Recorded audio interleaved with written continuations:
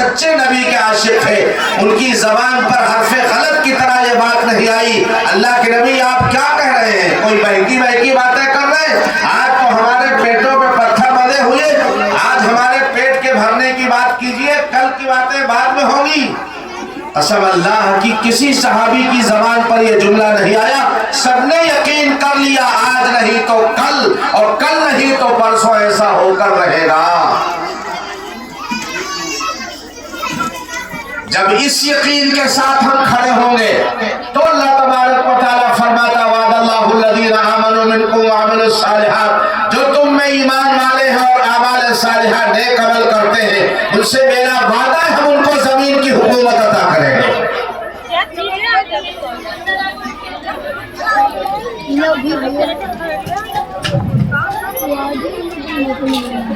ہواؤں کے رخ پہ چلنے والوں کے لیے وعدہ نہیں ہے،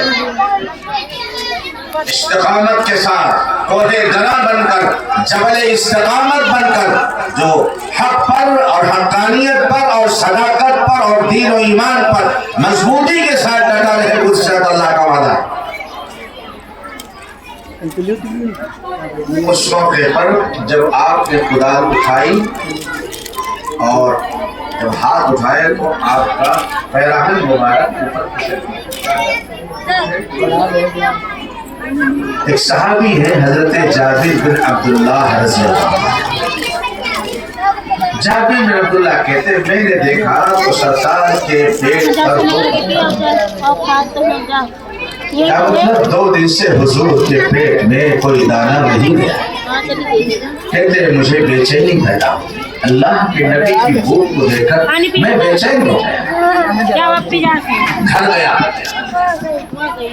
بیوی سے پوچھا کچھ ہے گھر میں، سنے میری ماں اور بہنیں بھی، میں یقین کی بات ایمان کی بات کر رہا ہوں۔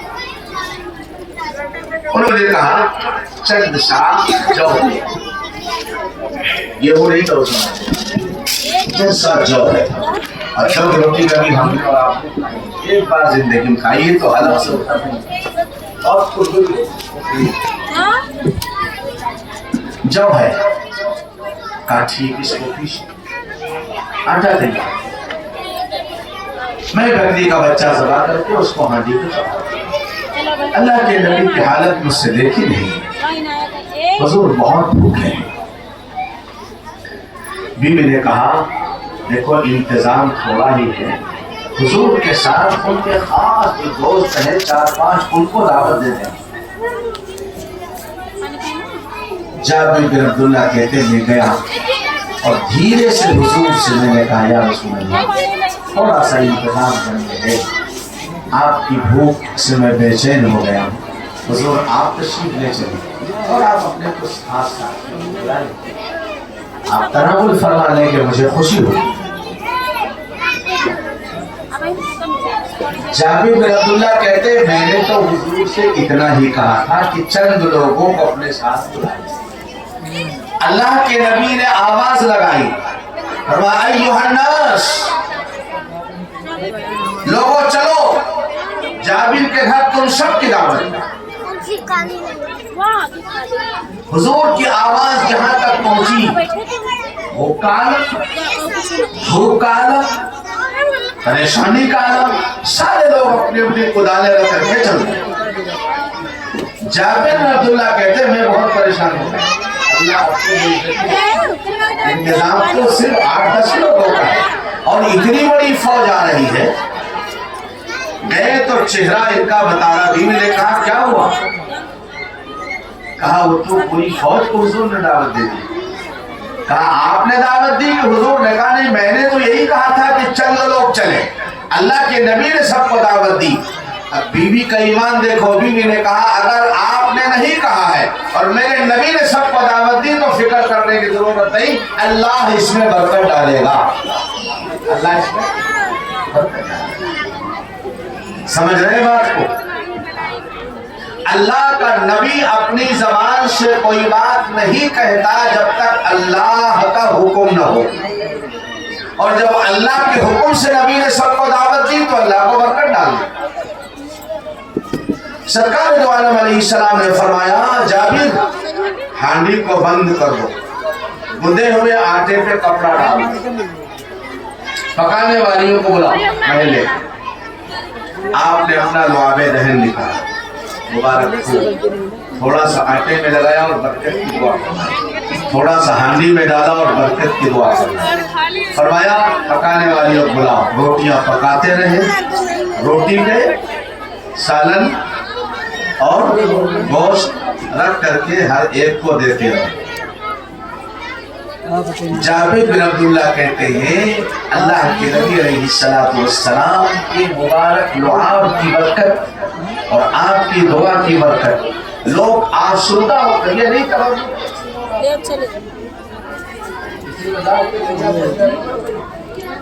ہاں تبرک نہیں بڑھ رہا تھا, پیٹ بھر آسودہ ہو کر کھایا لوگوں.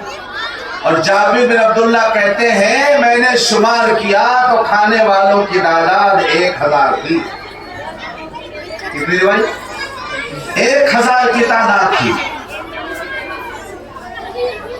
جابر بن عبداللہ کہتے ہیں آخر میں جناب رسول پاک علیہ السلام نے تناول فرمایا اور آپ نے فرمایا جابر محلے میں تقسیم کر دو. محلے میں آپ نے فرمایا لوگ اس وقت سخت بھوک اور تنگ دستی کا شکار ہے, محلے میں تقسیم. جابر بن عبداللہ کہتے ہیں میں نے پورے محلے میں تقسیم کیا اور جب میں نے ہانڈی کھول کر دیکھا تو قسم اس خدا کی جس نے میرے حبیب کو سچا نبی بنا کر بھیجا, نہ ہانڈی میں گوشت ذرا بھی کم ہوا تھا نہ ذرا بھی آٹا کم ہوا.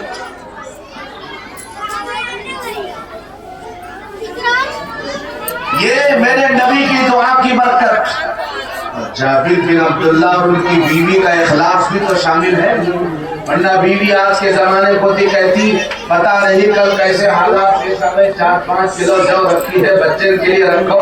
سمجھے نہیں, حضور کا مالک اللہ ہے, اللہ کہیں سے کھلائے گا. لیکن انہوں نے کہا بالکل میں تیار کرتی ہوں, آپ حضور کو بلا کے لائیے. ان کا خلوص تھا, جابر بن عبداللہ کا خلوص تھا. حضرت محمد عربی صلی اللہ علیہ وسلم کے دعا کی برکت تھی. اللہ تعالیٰ نے اس کے اندر برکت ڈال دی, ایسی برکت ڈالی 1000 لوگوں نے آسودہ ہو کر پیٹ بھر کر کھایا اور محلے کے اندر بھی تقسیم کیا. میرے دوستوں اور بزرگوں, میں یہ بتا رہا تھا جو اللہ جابر بن عبداللہ کے دسترخوان کا مالک ہے وہی اللہ میرے اور تمہارے گھر کے چولہے کا بھی مالک ہے. جس اللہ نے جابر بن عبداللہ کے آٹے میں برکت ڈالی تھی وہ اللہ اپنی پوری طاقت اور قدرت کے ساتھ آج بھی زندہ ہے. وہ حی لا یموت ہے, اس کو کبھی موت نہیں آئے گی, نہ اس کے اقتدار اور اس کی طاقت میں کمی آئے گی. وہ اللہ آج بھی زندہ ہے. شرط کیا ہے؟ وہ صحابہ والا ایمان کہ سرکار فرما رہے ہیں پیٹوں پہ پتھر بندھے ہوئے ہیں. قرآن نے منظر کشی کی وَإِذْ بَلَغَتِ الْقُلُوبُ الْحَنَاجِرَ وَتَظُنُّونَ بِاللَّهِ الظُّنُونَ. خوف کی وجہ سے تمہارے دل اچھل اچھل کر تمہارے حلق کو آ گئے. ادھر 15-14 ہزار کی فوج, ادھر یہودی تیار, ہم لوگ محاذ پر ہیں, عورتوں پہ حملہ کر دیں, ان کی بے عزتی کر دیں, گھر میں کچھ اور شرارت کر دیں, تمہارے دل اچھل اچھل کر تمہارے حلق کو آ رہے تھے. وَإِذْ بَلَغَتِ الْقُلُوبُ الْحَنَاجِرَ وَتَظُنُّونَ بِاللَّهِ الظُّنُونَ هُنَالِكَ ابْتُلِيَ الْمُؤْمِنُونَ وَزُلْزِلُوا زِلْزَالًا شَدِيدًا. اللہ فرماتے میں نے ایمان والوں کو کچے اور پکے کو آزمایا, سچے اور صحیح کو آزمایا, منافق اور مومن کو آزمایا. منافقین جتنے تھے انہوں نے کہا یا رسول اللہ ان بیوتنا عورہ, ہمارے گھر میں نمنما ہے حضور, چہار دیواری چھوٹی ہے, کوئی آ سکتا ہے, حضور ہم کو اجازت دے دیں. اور ہمیں جاؤ جاؤ. اللہ فرماتا ہے وما ہی بعورۃ, ان کے گھر ننگے نہیں تھے, ان یریدون الا فرارا, یہ تو بھاگنے کی نیت سے بہانے بازی کر رہے تھے. اللہ نے ظاہر کر دیا کون منافق تھا, نبی کے ساتھ لالچ کی بنیاد پہ لگا ہوا تھا, اور کون نبی کا مخلص غمگسار ہمدرد سچا عاشق رسول کون تھا. اللہ تعالیٰ نے غزوہ خندق کے اندر ظاہر فرمایا. ایمان نبی فرما رہے ہیں کہ کل تمہاری حکومت ایران اور روم اور یمن پہ ہوگی. صحابہ کو یقین کہ ایسا ہو کر رہے گا، ایسا ہو کر رہے گا.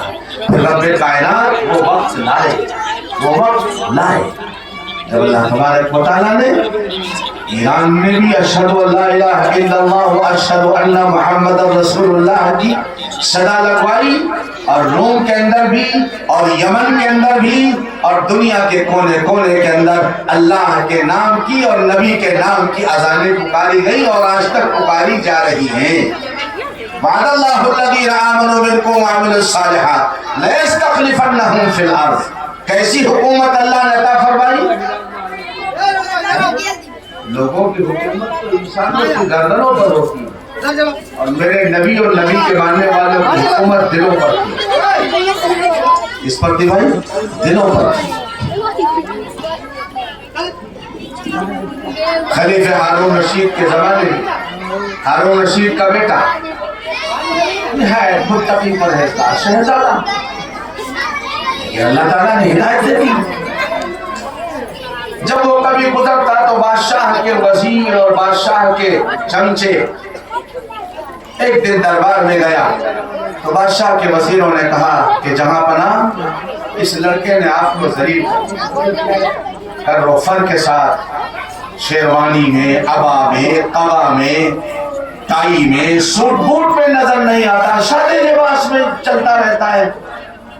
اس کو تو شاہانہ ٹھاٹ باٹ کے ساتھ رہنا چاہیے. بادشاہ نے قریب بلایا، کہا بیٹا یہ لوگ تمہارے بارے میں کیا کہہ رہے ہیں؟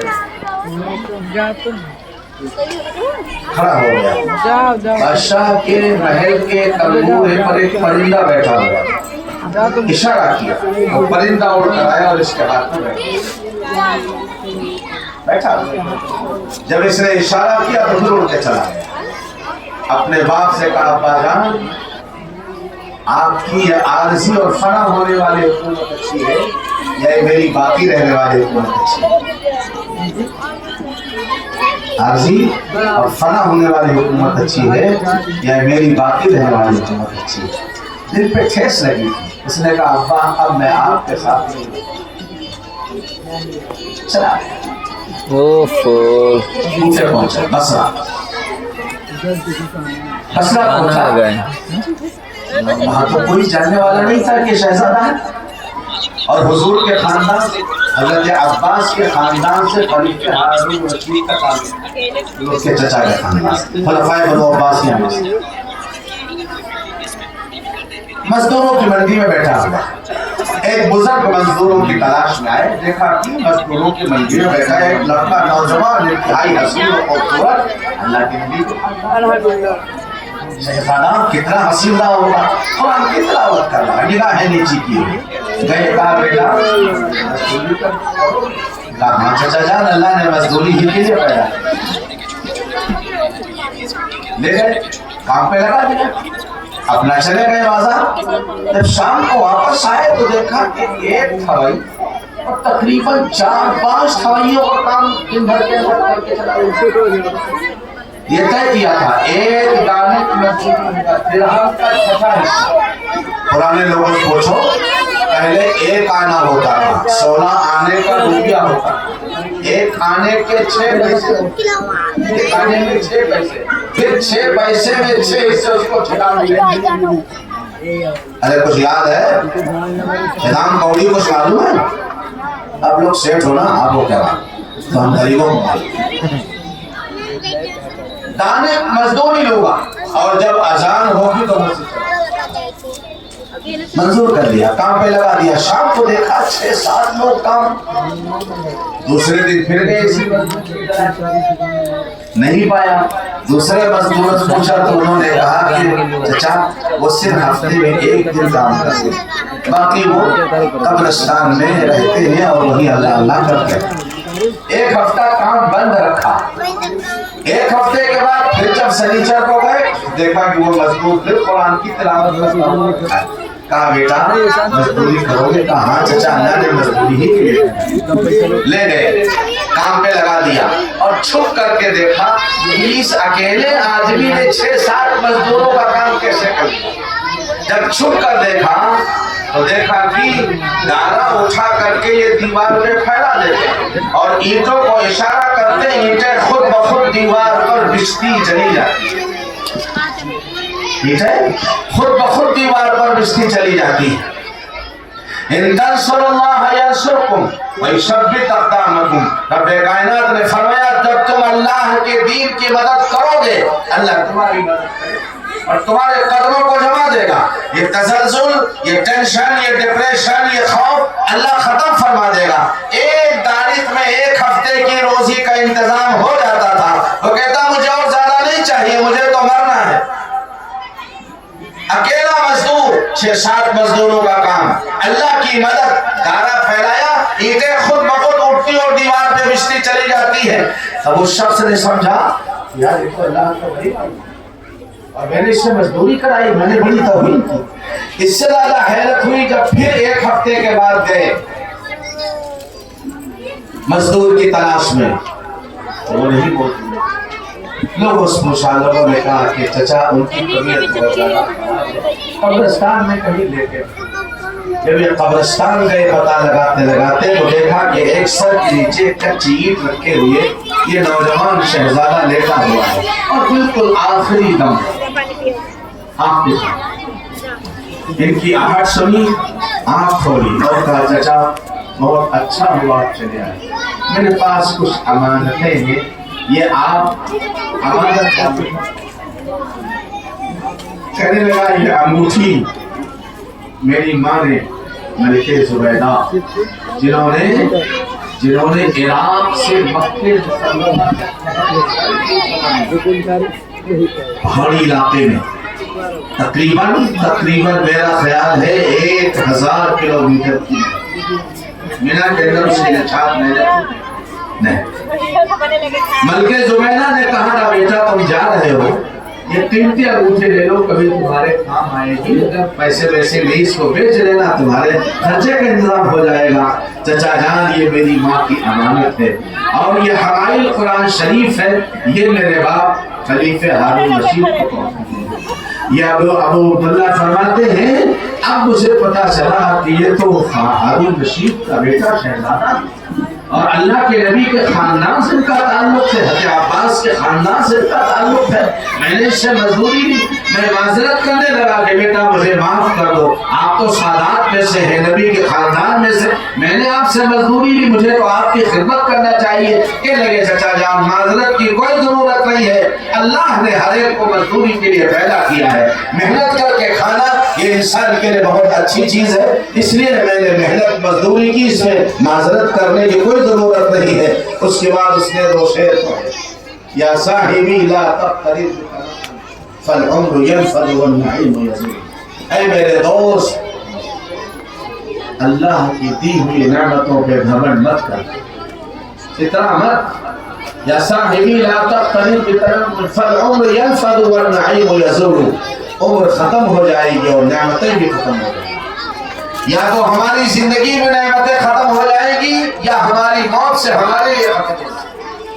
وَإِذَا حَمَلْتَ عَلَى الْقُبُورِ جَنَازَةً، اور جب قبرستان کسی کے جنازے کو اٹھا کر کے لے کر چلو، وَإِذَا حَمَلْتَ عَلَى الْقُبُورِ جَنَازَةً فَاعْلَمْ بِأَنَّكَ بَعْدَهَا مَحْمُولٌ، تو یقین کر لو ایک دن اسی طرح تمہارا جنازہ بھی 4 کے کٹھوں قبرستان میں جائے گا۔ وہ سبب پہ جا تو اللہ کی مدد کس کے ساتھ ہے؟ جو اللہ کا بندہ بن کر رہے، جو اللہ کا بندہ بن کر رہے۔ بعد اللہ الذین آمنوا منکم وعملوا الصالحات لا یستخلفنہم فی الارض، اگر ہم چاہتے ہیں، ہماری تنگ دستی اور تنگ دستی بھی نہیں ہے، چاروں طرف سے مال آ رہا ہے، ایک بیٹا بمبئی میں، ایک دلی میں، ایک سعودی میں، ایک دوحہ میں اور قطر میں اور سمجھے نہیں سلطنت آف عمان کے اندر دبئی میں کما رہا ہے، لیکن ہائے نہیں ختم۔ سوال یہ ہے کہ آج سے زیادہ نہیں 50 سال پہلے ایک ابا اکیلے کماتے تھے، 4 بہویں، 4 بیٹیاں، 4 بیٹے کھاتے تھے، سکون کی زندگی گزر رہی تھی۔ آج چاروں طرف سے مال آ رہا ہے مگر ہائے نہیں ختم ہو رہی ہے۔ اس کا سبب کیا ہے؟ دلوں میں اجاڑپن کیوں پیدا ہو گیا؟ ہم نے دنیا ہی کو اپنا ملبہ نظر بنایا، سب کچھ پر دنیا، لیٹے تو دنیا کی فکر، اٹھے تو دنیا کی فکر، کہیں بیٹھے تو کہیں دین کا بھی تذکرہ ہے۔ اللہ ان نوجوانوں کو جزا خیر عطا فرمائے جنہوں نے دین کو اپنا اوڑھنا بچھانا بنایا اور مدرسے کی فکر کی۔ ابھی کیا نام ہے آپ کے صدر صاحب کا؟ ابھی جو میرے بغل میں بیٹھے ہوئے تھے،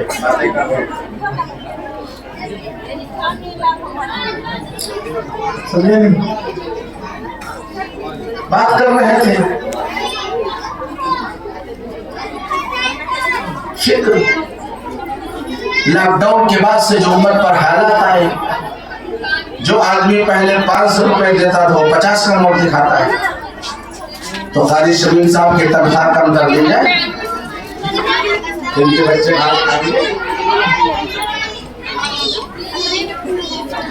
شادی بیاہ میں کسی نے خرچہ نہیں کم کیا، مجھے معاف کیجیے گا۔ اگر پہلے سنگل دیجیے اب کی ڈبل دیجیے، پہلے نوٹنکی تو اب کی آرکسٹرا،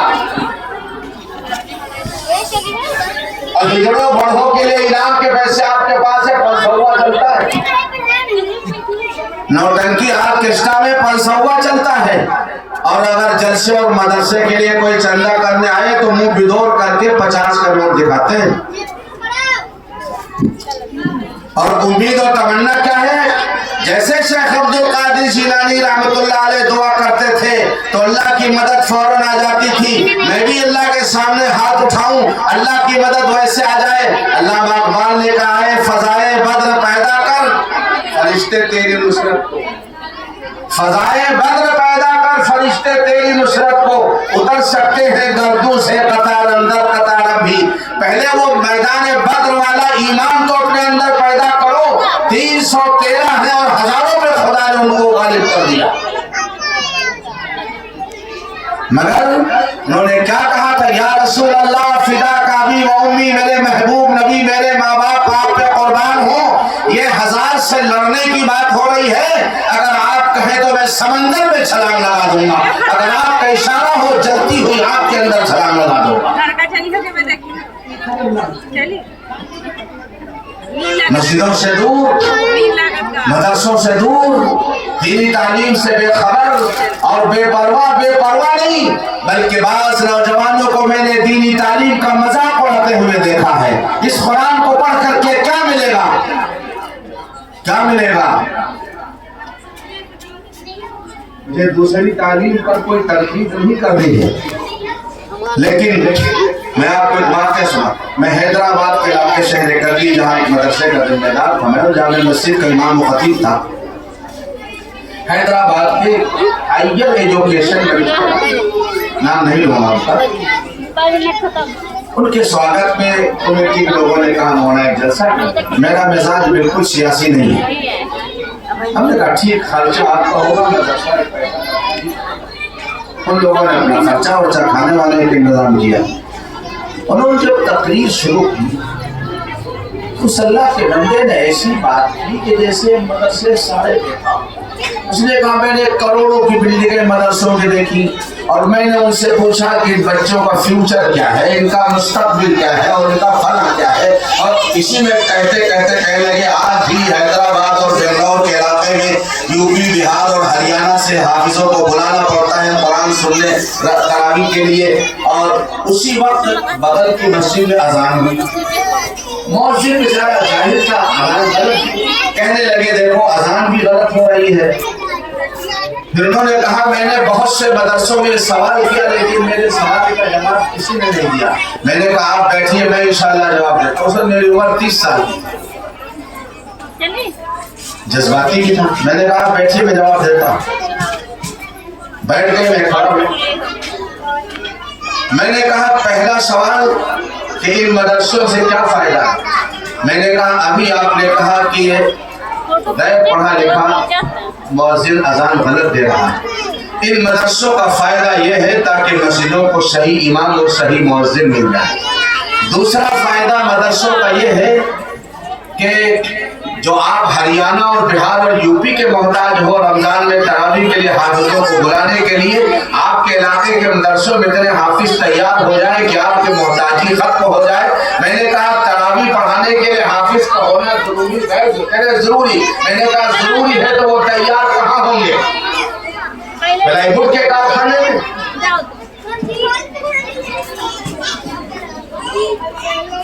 جہاں آپ ڈبل بیڈ بنا رہے وہاں حافظ تیار ہوگا تراویح پڑھانے والا؟ ہم نے کہا مدرسوں کی ضرورت اس لیے ہے تاکہ حافظ تیار ہو اور آپ محتاج نہ رہے کہیں کے.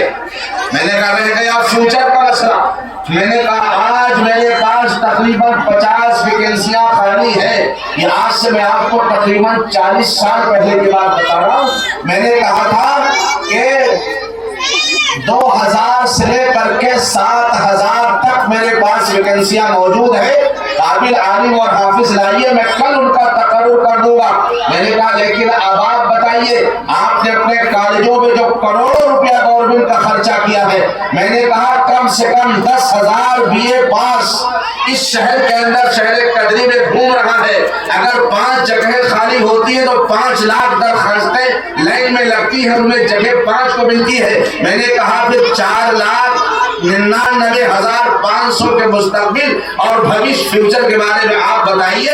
یہ 4,99,500 کے لیے آپ کے پاس کیا انتظام ہے؟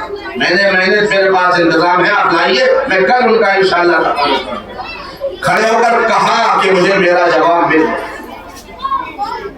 میں نے کہا جہاں آپ نے یہ بات کہی تھی وہ لوگ ہو سکتا آپ کے محتاج ہوں کہ منسٹر صاحب مجھے یہ دے دیں گے وہ دے دیں گے اس لیے وہ کہتے تھے بجا فرمایا. میں نے کہا بجا نہیں بجا کے بجا نہیں فرمایا.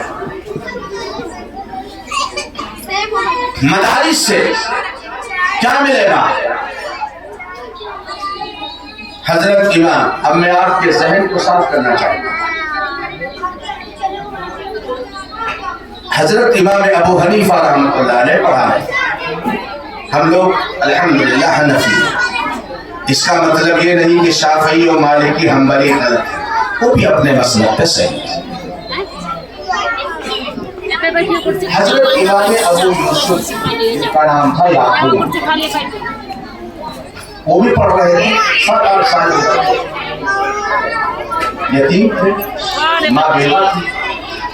ایک دن ماں آئی اور اس نے کہا بچے بولا اور فلاں بھٹیارے کی دکان پر روزہ میں جاؤ 2 پیسے مل جائیں گے. شام کو روٹی روزی کا انتظام ہو جائے گا. یہ ملا کیا بیٹھا تم کو کیا ملے گا؟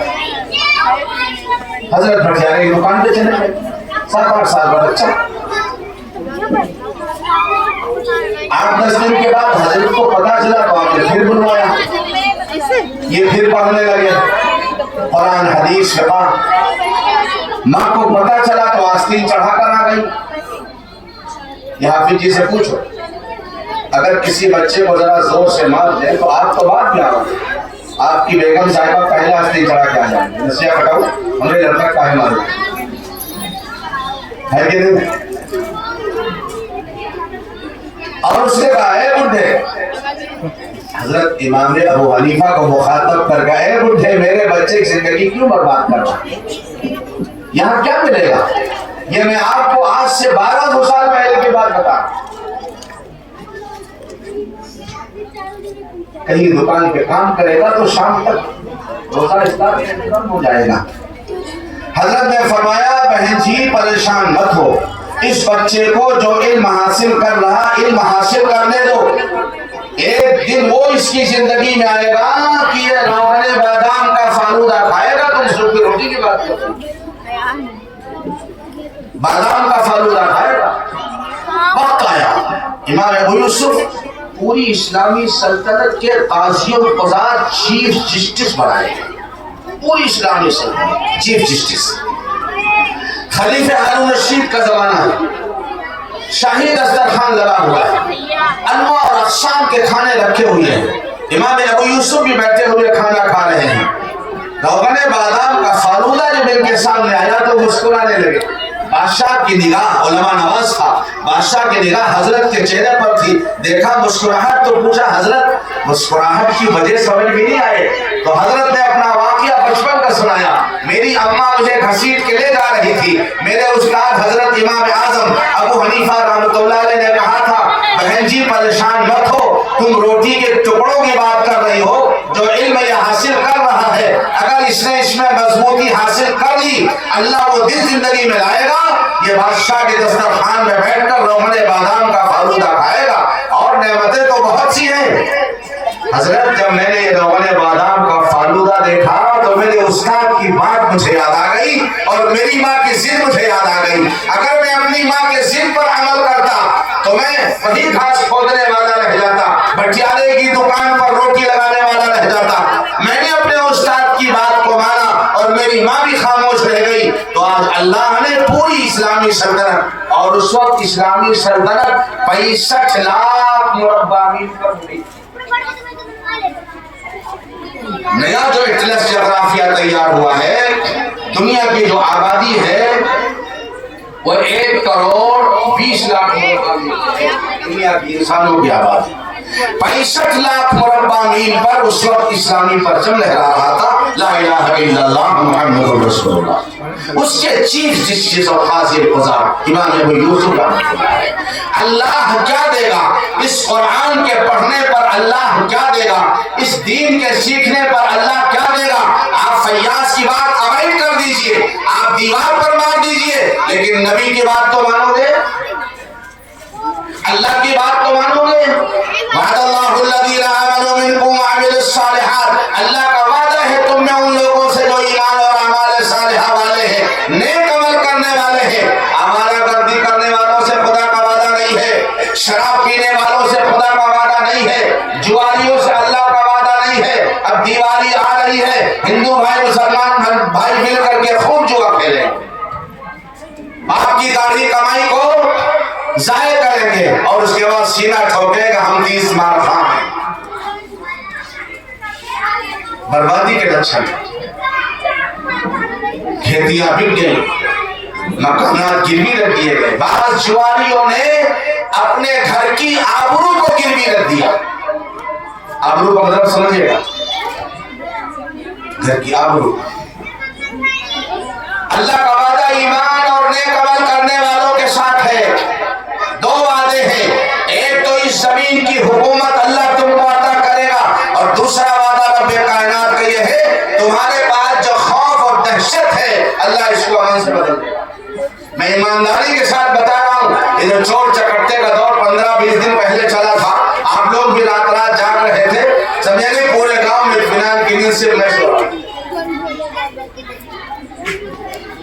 دروازہ بند کر لیتا تھا. پھر مجھے یقین تھا اگر اللہ کو لٹانا ہی منظور ہے تو دن میں بھی لٹ جائے. سمجھے نہیں. ابھی ہمارے ڈرائیور ایک سورج کمار بتا رہے تھے, قریب میں ایک گاؤں ہے, وہاں ایک پنڈت جی جو ہے نئی ابھی پلیٹ نمبر بھی نہیں آیا تھا, ڈیزائر لے کر کے آئے, اور یہ جو پوانچل ایکسپریس ہے اس کے کنارے جا رہے تھے. تو نہیں شکل بازار سے آگے اسی سروس روڈ پر کچھ لوگ صبح 4:30 بجے ہاتھ دیا, انہوں نے روک دیا, بھولے آدمی سمجھ کر کے مسافر بٹھا لیں, اور تھوڑی دیر چلنے کے بعد چاقو گلے پہ لگا دیا اور ان کو باندھ کر کے منہ اور ہاتھ پر باندھ کے ساڑی میں ڈال دیا اور کار لے کر کے چلے.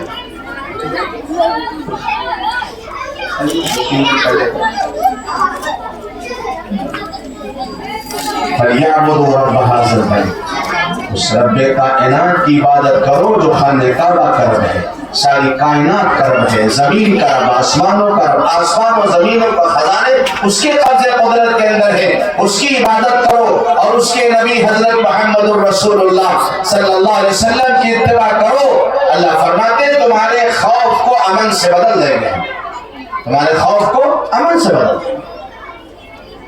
اس نبی نے فرمایا تھا دنیا کے لوگوں یاد رکھنا ہم جھوٹے ہو سکتے ہیں, ڈاکٹر کی تحقیق غلط ہو سکتی ہے, کسی بڑے سے بڑے مشہور پیتھالوجی کا چیک اپ غلط ہو سکتا ہے, بڑے سے بڑے ریفارمر کی سوچ غلط ہو سکتی ہے, بڑے سے بڑے فلاسفر کی نکتہ بینی غلط ہو سکتی ہے, لیکن امام الانبیاء حضرت محمد مصطفیٰ صلی اللہ علیہ وسلم نے جو فرما دیا وہ پتھر کی لکیر ہے. میرا وقت بہت زیادہ ہو جائے ورنہ میں آپ کو واقعہ समझाता, सिर्फ एक वाक़या अर्ज करता। अल्लाह के नबी के पास एक शख्स है, कहा हुजूर घर में बड़ी तंगी है। आपने फरमाया जाओ तो मांगो। इसने कहा भाई अल्लाह के नबी ने कहा घर में बहुत तंगी हुजूर, फाके गुजर है। फरमाया 2 रकात नफिल नमाज पढ़कर। ये सहाबी गए और 2 रकात नमाज पढ़ी बड़े खुलूस के साथ। नमाज पढ़ने के बाद बीवी से पूछा कुछ इंतजाम हुआ? कहा नहीं। फिर दोबारा नमाज की नियत मांगी, फिर 2 रकात इत्मीनान के साथ। फिर नमाज खत्म करने के बाद बीवी से पूछा कुछ इंतजाम हुआ? अल्लाह की तरफ से कहा कुछ नहीं। फिर नियत मांगी। तीसरी बार नमाज खत्म की, फिर पूछा कुछ इंतजाम हुआ? कहा नहीं। फिर चौथी बार नमाज की नियत मांगी। ये नहीं कहा हमें चलो यार, ये तो लोग खामखा बेकार हमको फंसा दिया नमाज के। 1 बार पढ़ा, 2 बार पढ़ा, 3 बार पढ़ा, कोई असर ही नहीं है। चौथी बार जब नमाज की नियत मांगी, सलाम फेरने से पहले घर के अंदर जो चकिया थी, चकिया बूढ़े लोगों ने देखी होगी, नौजवानों को नहीं मालूम कैसी होती है। अब तो इनको हुक्का भी समझाना पड़े, कुछ दिन के बाद हुक्का कैसा होता था।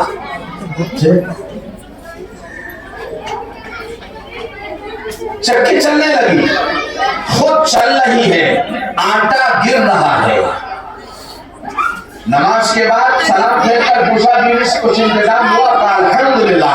चक्की चल रही, खुद से चल रही, चलाने वाला नहीं है, गेहूं डालने वाला नहीं है, आटा निकल रहा है, चक्की चल रही है। घर के सारे बर्तन भर करके रख दिए गए हैं, कई महीने के राशन का इंतजाम हो गया है।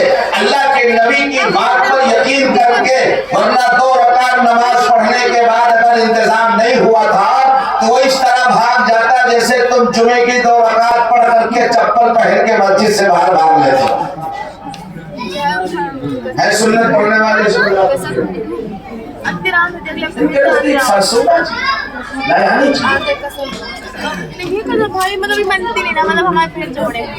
सुन्नत तो इनके अब्बा के घर में खुद ही रोजाना जन्म लेती है। सुन्नत क्यों है?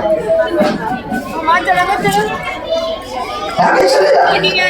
ऐसा मालूम होता है करोड़ों की प्रॉपर्टी बाहर लगी है, 2 मिनट चलेगी और बाहर दरवाजे के बाहर खड़े होकर के घंटों बकवास करेगा।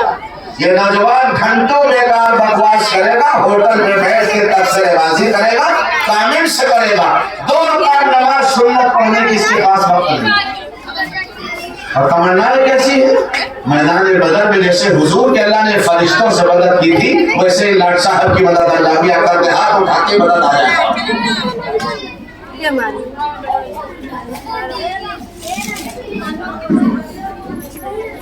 जब सारे घर के बर्तन आटे से भर गए तो साहबी रसूल के दिल में ख्याल है, अल्लाह पाट उठा के दे मुंह पर वाला, ये आटा आता कहां से? आता कहां से? जब पाट उठाया, चक्की का चलना और आटे का निकलना बंद हो गया। सरकार की खिदमत में हाजिर हुए, चेहरे की चमक बता रही थी। अगर आप कहीं जा रहे हो और इत्तेफाक से पेट्रोल के पैसे भी देते तो आपका चेहरा बता देता, और अगर 10,000 इकट्ठी रखी तो चेहरा बता देता। चेहरा बता रहा, सलाम किया, चेक कर वालेकुम, कई बार या क्या हाल है तुम्हारा? कहा या रसूल अल्लाह, आपने एक नुस्खा बताया, पूरे यकीन के साथ मैंने उस पर अमल किया। या रसूल अल्लाह, चौथी मरतबा जब मैंने नमाज पढ़ी, अल्लाह ने गैब से इंतजाम किया और चकिया खुद चलने लगी, आटा खुद गिरने लगा, घर के सारे मटके बर्तन मिट्टी और लकड़ी जितने थे सब भर गए। या रसूल अल्लाह, हुजूर लेकिन एक गलती हो गई। कहा वो क्या? कहा हुजूर मैंने उठा के देखा कि देखूं आटा कहां से है। अल्लाह के नबी ने फरमाया फिर क्या हुआ? या रसूल अल्लाह, आटे का निकलना बंद हो गया। हुजूर ने फरमाया सुनो, अल्लाह की कसम, अगर तुम चक्की का पाट उठाकर न देखते तो कयामत तो आ जाती, लेकिन आटे का निकलना बंद न होता।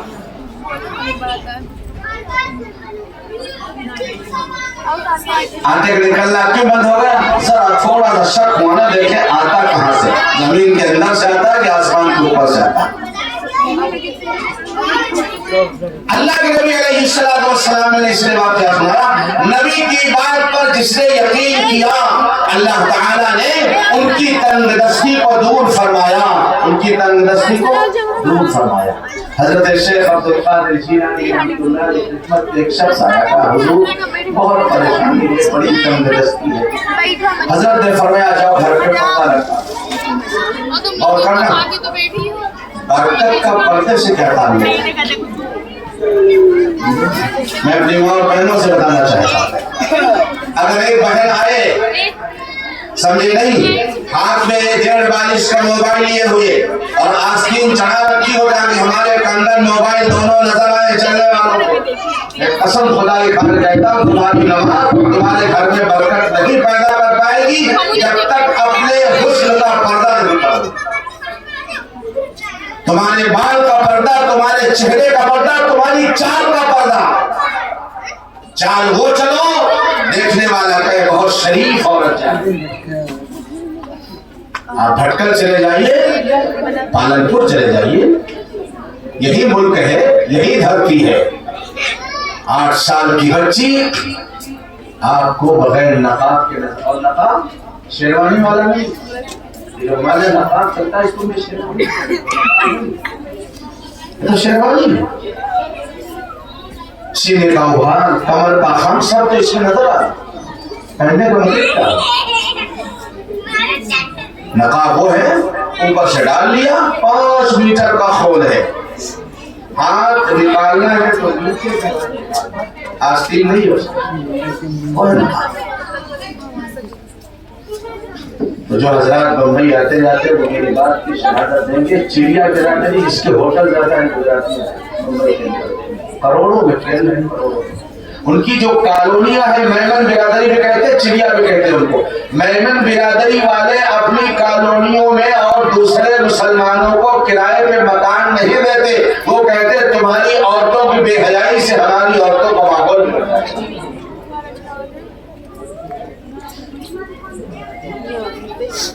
خالص دین جب ان کی زندگی میں آیا،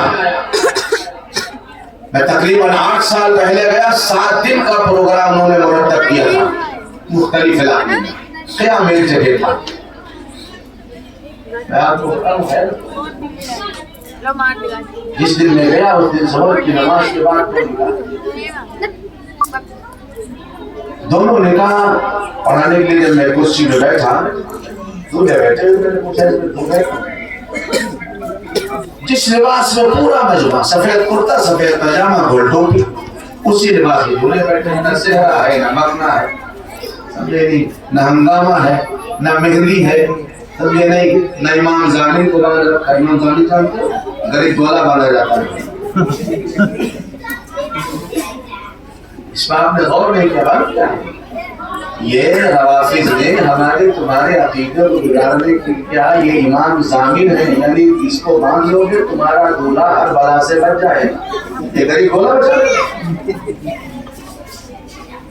آندھرا پردیش میں ایک نکاح پڑھانے کے لیے بیٹھا تھا تخت پر، دولہا تم جائے گیٹ اتنی دور دولہا رہا، لوگوں اس کو جلدی بلاؤ، مجھے زہر پڑھانی ہے، جائے مسجد کے اندر آئیے۔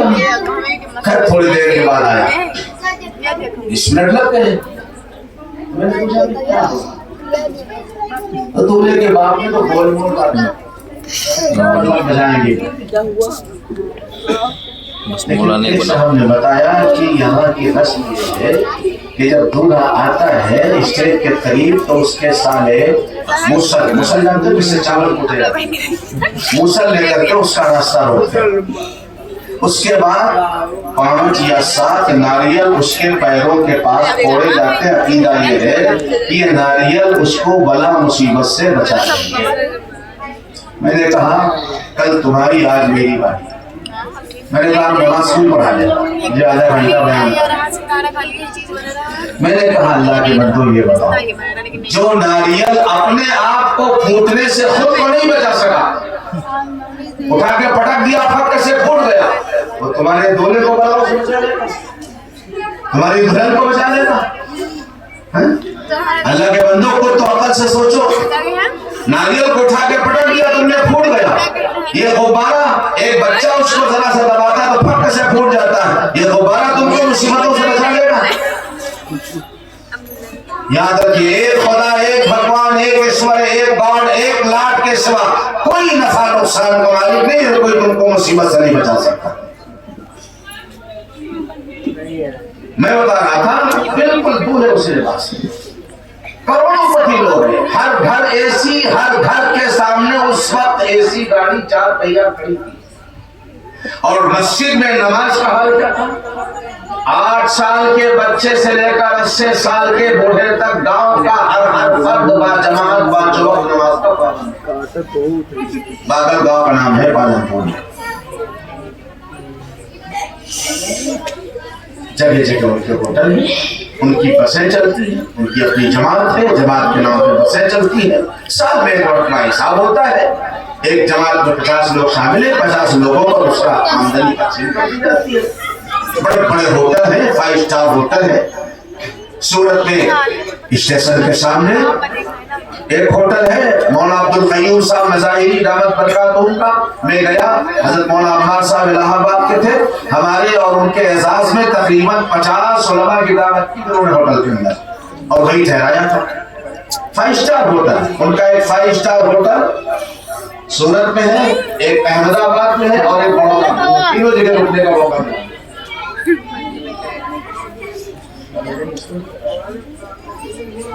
لباس نہیں بدلا، یہ ہماری بھول ہے کہ ہم شیطانیت اختیار کر لیں گے تو ہم پائلٹ بن جائیں گے اور ہواؤں میں اڑائیں گے۔ نہیں فَلِلَّهِ الْعِزَّةُ وَلِرَسُولِهِ وَلِلْمُؤْمِنِينَ۔ میں اپنے نوجوانوں کو سمجھانا چاہتا ہوں، خدا نے عزت تمہارے نبی کے لباس میں رکھی ہے، خدا نے عزت تمہارے نبی کے چہرے میں رکھی ہے، خدا نے عزت تمہارے نبی کے طریقے پر رکھی ہے۔ اور نبی کے طریقے پر حضرت عمر فاروق رضی اللہ تعالیٰ عنہ نبی کے طریقے پر 100% تھے۔ مدینہ منورہ کے اندر آگاہی لیتے تھے تو ایران اور روم کے قیصر و کسریٰ کے پیغامے خراب ہو جاتے۔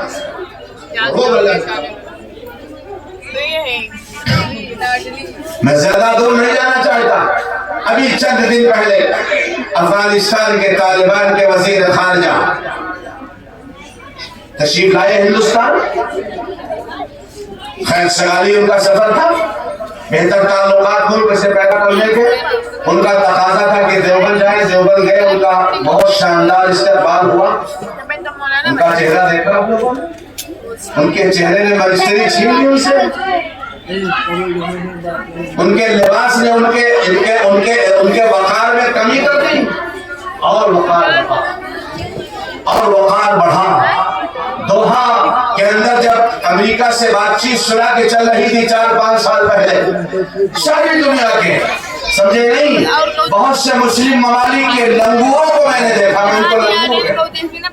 ان بندروں کو دیکھا میں نے، سمجھے نہیں، او ایسا عشرت، او قیمتی عبائیں قبائیں، سمجھے نہیں، یہ اللہ کے بندے اسی سادہ لباس سادی پگڑی کے اندر کام کس کا بنا؟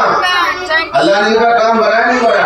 25 ملکوں میں 20 سال تک جن کو ختم کرنے کی پوری کوشش کر لی، اور دنیا سمجھتی تھی کہ یہ مٹ گئے دنیا سے، ان کا وجود ختم ہو گیا، 20 سال کے بعد پوری طاقت کے ساتھ اللہ نے ان کو دوبارہ حکومت اس ملک افغانستان پر عطا فرمائی۔ یہ کرامت نہیں ہے تو اور کیا؟ میں اس لیے مثال دے رہا ہوں، آپ کان کھول کر میرا آج کا نوجوان سوچ لیں، ان کی پگڑی، ان کے شلوار اور ان کے پیجامے اور ان کی داڑھی اور ان کی ٹوپی میں فرق نہیں آیا۔ وہ جب دشمن حملہ کر رہا تھا تو بھی اسی لباس کے اندر تھے۔ ایک بات اگر کسی کو بری نہ لگے تو بتائے تو اسرائیل حملہ کر رہا ہے فلسطین پر، صرف اسرائیل اسے خوش ہے، دوسرے ملک اس کو طاقت ہے۔ اور افغانستان پہ 25 ملکوں کا حملہ، 25 ملکوں کی فوج شامل۔ اللہ نے ان کو 20 سال تک بچایا اور پھر پوری طاقت کے ساتھ دوبارہ ان کو حکومت عطا فرمائی۔ فلسطینی لٹتے رہے، کٹتے رہے، مرتے رہے، اس کی وجہ معلوم کیا ہے؟ فلسطین کے مسلمان عوام بہت اچھے، لیکن ان کے لیڈروں کو دیکھو، وہی کوٹ، وہی پتلون، وہی ٹائی، وہی مڑی ہوئی داڑھی، کہاں ہے تمہارے چہرے پہ اسلام کا نشان؟ اللہ کی مدد کہاں سے آئے؟ صرف زبان سے تم اسلام کا نام لے رہے ہو، تم خود یہودی بنے بیٹھے ہو، تو تمہارے ساتھ اللہ کی مدد کیسے آئے گی؟ اس فرق کو سمجھیے. جنہوں نے اسلامی اقدار کو اپنایا اور اسلامی لباس کو اپنایا, اللہ نے ان کو دوبارہ زندگی عطا فرمائی. جیسے بارش برسا کر خدا موٹا زمین کو دوبارہ زندگی عطا فرماتا. انسان سمجھتا ہے یہ زمین بنجر ہو گئی, یہاں گھاس کا تنکا نہیں پیدا ہوگا, وہیں پہ دھان پیدا ہوتا ہے, وہی گیہوں پیدا ہوتا ہے, وہی مٹر اور چنا پیدا ہوتا ہے. اللہ تبارک و تعالیٰ نے جب انہوں نے اپنے اندر اسلامی اقدار کو نبی کے مبارک طریقے کو مضبوطی کے ساتھ تھاما, کیا ضرورت تھی ان کو دیوبند جانے کی بھائی؟ کیا ضرورت تھی اس عقیدت کو ظاہر کرنے کی؟ میرا علمی مرکز ہے اور میرے مقتدا ہے, یہ میرے بزرگ ہیں, یہ میرے اکابر ہیں اور مجھے اس سے عقیدت ہے. کیا ضرورت تھی؟ یہ کیا اوپر کی آواز نہیں تو دل کی آواز.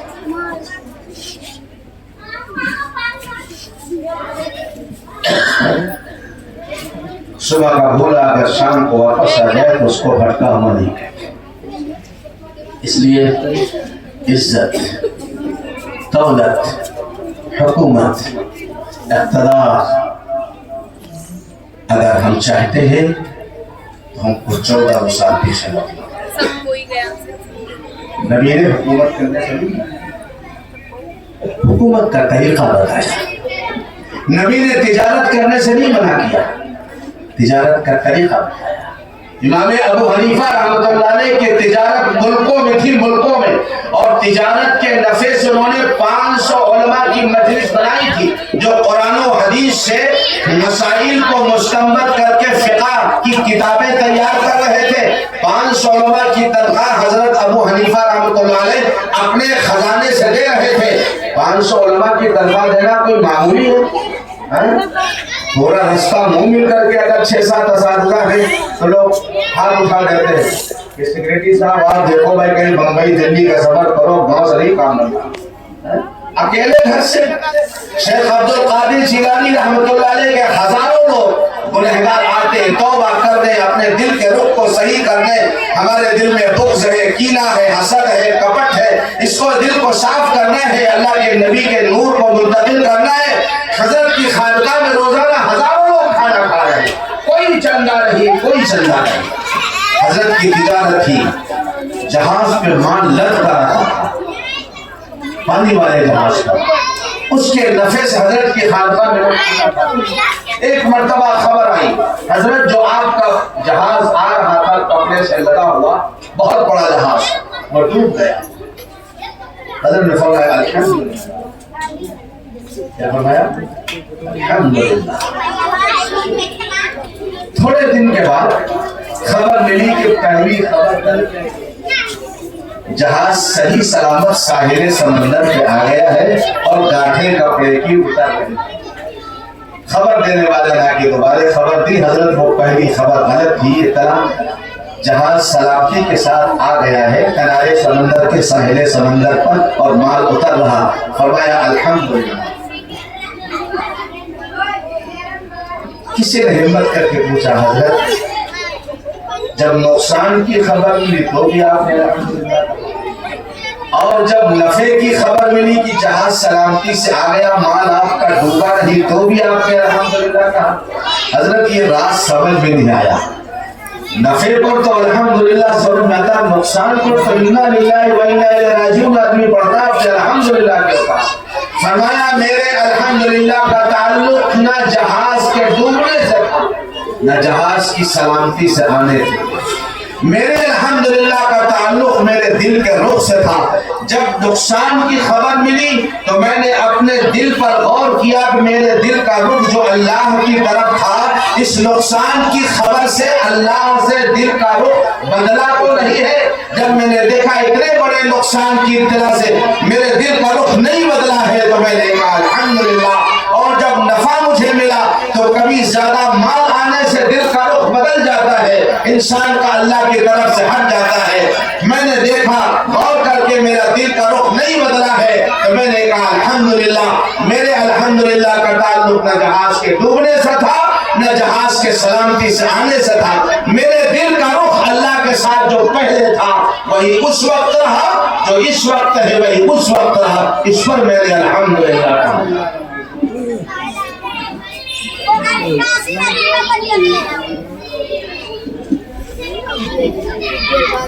اس سے میرے عزیز اور میرے بزرگوں دوستوں، میں پھر اپنی اصلی بات پر آ رہا ہوں، بس زیادہ وقت نہیں لوں گا۔ 10:30 ہو گیا، 1 گھنٹے کی بات ہو گئی، ذرا پانی پلا دیں امام صاحب۔ جزاک اللہ۔ اچھا مجمع کیا کہہ رہا ہے؟ دعا کرا دیں؟ ارے بولو دعا کرا دیں، کچھ اور بات ہو؟ دعا کرا دیں؟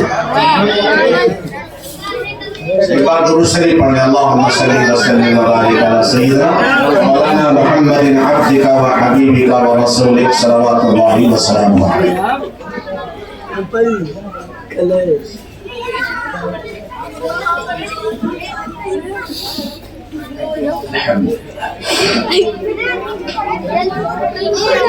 اللہ کے نبی بولو سچے، بولو بھائی اللہ کے نبی اللہ سچا۔ اللہ نے فرمایا نیک عمل ایمان کے ساتھ کرو گے، اللہ اپنا وعدہ تم سے پورا کرے گا، زمین کی حکومت تم کو دے گا، تمہارے خوف کو عمل سے بدل دے گا۔ اللہ کے نبی علیہ السلام نے فرمایا اللہ کی ذات پر یقین کرو گے، اللہ اور اس کے رسول کے طریقے پہ عمل کرو گے تو اللہ تعالیٰ تم کو دنیا اور آخرت کی کامیابی اور عزت عطا فرمائے گا۔ اس نبی نے فرمایا ان اللہ یرفع بہذا الکتاب اقواما ویضع بہ آخرین، اس قرآن کے ذریعے سے اللہ بہت سے لوگوں کو بلند اور بہت سے لوگوں کو پست کرے۔ یہ قرآن کے ماننے اور نہ ماننے والوں کے بات نہیں ہو رہی، جنہوں نے قرآن کو اللہ کا کلام مانا ہے ان کے 2 طبقے نبی نے فرمائے۔ ایک وہ طبقہ ہوگا جو صرف زبان سے کہتا ہے کہ ہاں قرآن اللہ کا کلام ہے، میری زندگی کا دستور حیات ہے، جب کوئی مرنے لگے گا تو قرآن پڑھانے کے لیے اس کو بلائیں گے، اور جب ابا کی چالسی سیم ہوگا تو قرآن پڑھنے والوں کو بلائیں گے۔ اس رسم کے صحیح اور غلط ہونے سے تو مجھے بحث نہیں ہے، ایک عام جو رواج چل رہا اس پہ بات کر رہا ہوں۔ اس وقت قرآن پڑھنے والوں کو بلائیں گے۔ مجھے ایک بات بتانا، جب ابا یا دادا کا انتقال ہونے لگا تو کہیں حافظ جی کا بلانا، مدرسے کا بچہ بلانا، قرآن یاسین شریف پڑھیں، تو میں کیا یقین یاسین شریف پڑھنے سے مردے کی روح آسانی کے ساتھ نکل ہے نا؟ حدیث اللہ کے نبی فرمایا اپنے مردوں پہ یاسین پڑھا کرو، اس سے ان کی روح کو نکلنے میں آسانی۔ ورنہ لوگوں پہ نزا کی کیفیت جو ہے ایک پختہ رہتی ہے۔ ایک نوجوان ایک خاص برادری کا نام نہیں ہوگا، اس کی نگاہ پہ کوئی نہ حاجی نہ عالم نہ مولوی، بس تیش آ گیا، آپ کو تو بھی اتار دیں، تیش آ گیا تو میرا رومال چھین لیا۔ جب اس کی موت کا وقت آیا پتہ چلا، میں عیادت کے لیے اس سے بتا رہا ہوں اس کی زبان اور اس کی بھیجا بہ کر کے اس کی ناک سے نکل رہا اس دنیا میں دیکھا ہم نے، اور ایسے انگڑائی لیتا تھا کہ جیسے 10 سانپوں نے اس کو ڈس لیا۔ پھر مسجد میں جمعے کا دن تھا، مسجد میں میں نے اجتماعی دعا پڑھی، اجتماعی دعا ہوئی، اس کے تقریباً 2 گھنٹے کے بعد اس کا انتقال ہوا۔ اللہ کے نبی نے فرمایا یاسین شریف پڑھو، اس سے تمہارے مرنے والے کی روح آسانی سے نکلے گی۔ ہمارا آپ کا اعتقاد ہے کہ اگر ابا کے انتقال کے بعد چند مخلص لوگ اللہ کے کلام کو پڑھیں گے، ایصال ثواب کر دیں گے، ابا دادا کے نام پہ بخشوا دیں گے، اللہ تعالیٰ ان کو عذاب قبر سے بچا لے گا، ورنہ کم سے کم تفصیل دے گا، عذاب کم ہو جائے گا۔ اس لیے تو پڑھاتے ہیں نا۔ اگر ایک دن اللہ کے کلام کے پڑھنے سے مردے کی روح آسانی کے ساتھ نکل سکتی ہے، اگر ایک دن چند لوگوں کے قرآن پڑھنے سے آپ کے والد کی قبر کو اللہ کشادہ کر سکتا ہے، عذاب قبر سانپ بچھو سے نجات دے سکتا ہے، روزانہ آپ کے گھر میں قرآن کی تلاوت کی جائے تو اللہ تعالیٰ تمہارے گھر کی بے برکتی کو دور نہیں فرمائیں گے۔ تو پھر کیوں نہیں ہے؟ ہم سوئے تو موبائل، اٹھے تو موبائل، ٹیلی ویژن تو چلا گیا، وہ بدتمیز چلا گیا، اب اس کی جگہ موبائل لے لی ہے، سمجھے نہیں؟ اٹھے تو، بیٹھے تو، سوئے تو، جاگے تو۔ بعض نوجوانوں کو شکایت 3 بجے رات تک نیند نہیں آتی ہے۔ کیوں نہیں آتی بھائی؟ خیالات کو گندا اور پراگندہ جب کر لو گے تو نیند کہاں سے؟ میرے عزیزوں، میرے بزرگوں، میں عرض کر رہا تھا اللہ کے نبی نے کیا فرمایا؟ جس طریقے سے قرآن تمہارے مردے کو فائدہ پہنچا سکتا ہے، کئی گھر میں بڑی مصیبتیں، بڑی بیماریاں ہیں، مدرسے بچوں کو بلا کے ایک بار قرآن کی تلاوت کرا دو، قرآن خوانی کرا دو، مجھے یقین ہے قرآن پڑھا جائے گا تو آپ کی گھر کی بیماریاں، اللہ نے فرمایا فیہ شفاء للناس، اللہ نے قرآن کے اندر شفا رکھی ہے، سورہ فاتحہ پڑھی جائے گی بیمار کو شفا ملے گی۔ اگر ایک دن کے سورہ فاتحہ پڑھنے سے بیمار کو شفا مل سکتی ہے، آج ہی میں تفسیر پڑھا رہا تھا، اللہ لطیف بعبادہ یرزق من یشاء وهو القوی العزیز۔ اس آیت کی تفسیر جہاں بہت کی حضرت مفتی شفیع صاحب رحمۃ اللہ علیہ نے لکھا، حضرت حاجی امداد اللہ صاحب مہاجر مکی رحمۃ اللہ علیہ نے اپنا ایک تجربہ لکھا ہے، فرمایا جو آدمی روزانہ 70 مرتبہ صبح فجر کی نماز کے بعد اس آیت کریمہ کو وظیفے کے طور پر پڑھے گا، اللہ لطیف بعبادہ یرزق من یشاء وهو القوی العزیز، اللہ اس کے گھر میں کبھی تنگی نہیں آنے دیں گے۔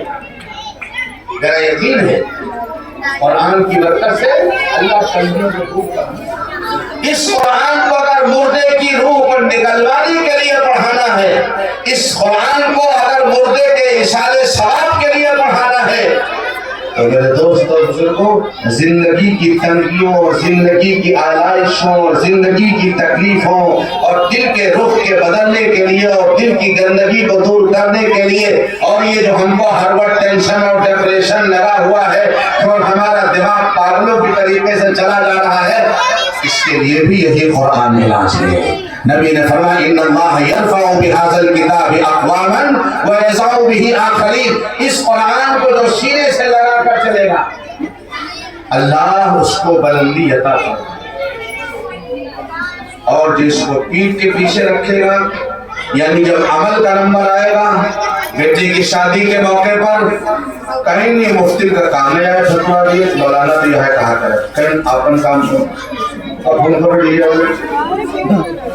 وہ توڑ دھوتے والے کو، اور کہیں کم سے کم 50,000 کے پٹاخے جلے چاہیے، جب گاؤں پہنچی تو پتہ چل جائے کہ ہاں جو ہے وہ چمبل گھاٹی کے ڈاکو آئے،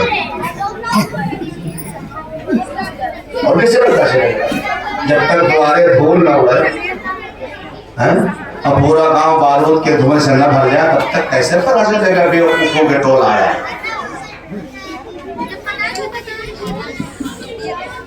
ہمیں ایسی چیز پہ خرچہ کرو کم سے کم کسی کو پیٹ ہو جائے، ایسی چیز پہ پیسے وہ آنے والے، اور تم سمجھتے اس میں شان بڑھ جائے گی۔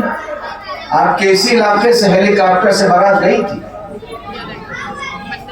راجہ بن گئے، راجہ بن گئے، منسٹری بن گئے۔ آپ اس کے بعد جاؤ کہہ دو کہ جو ہے اس گاؤں کا مینارہ ٹوٹ گیا ہے، بنانا ہے تو 500 روپیہ نہیں نکلیں گے جیب سے۔ خواب بڑے اونچے ہیں، ہاں یہ ہو جائے گا وہ ہو جائے گا، یہ کر دے کچھ نہیں ہوگا جب تک اعمال نہیں بدلیں گے، حالات نہیں بدلیں گے۔ یہ ہمارے دلوں کا اجاڑ پر نہیں ختم ہوگا جب تک ہمارے دل اس زاویے پر نہیں آئیں گے جو زاویہ امام الانبیاء حضرت محمد الرسول اللہ صلی اللہ علیہ وسلم نے اپنے صحابہ کے سامنے قائم فرمایا تھا۔ وہ ہمدردی، وہ خیر خواہی غریبوں کے لیے، یتیموں کے لیے، بیواؤں کے لیے، مسکینوں کے لیے، ایک شوہر میں اپنی بیوی کے لیے اور بیوی کو اپنے شوہر کے لیے۔ اللہ اکبر۔ میں آپ کو بتاؤں ابھی چند دن پہلے کی بات، ایک نوجوان آیا بہت اچھے حالات. اس نے اپنے گھر کے جب حالات بتائے, اللہ کے نبی نے دعا کی کسی مصیبت زدہ کو دیکھو کسی بڑی مصیبت میں گرفتار ہے تو دھیرے سے یہ دعا پڑھو, الحمدللہ الذی عافانی مما ابتلاک بہ وفضلنی علی کثیر ممن خلق تفضیلا. یہ دعا پڑھ لو گے اس مصیبت میں گرفتار ہونے سے اللہ. کئی بار میں نے یہ دعا پڑھی.